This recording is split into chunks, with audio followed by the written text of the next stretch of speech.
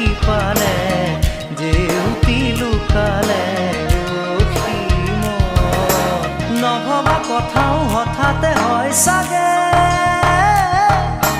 পায়ো হেৰুৱালো বুজি পোৱাৰ আগতে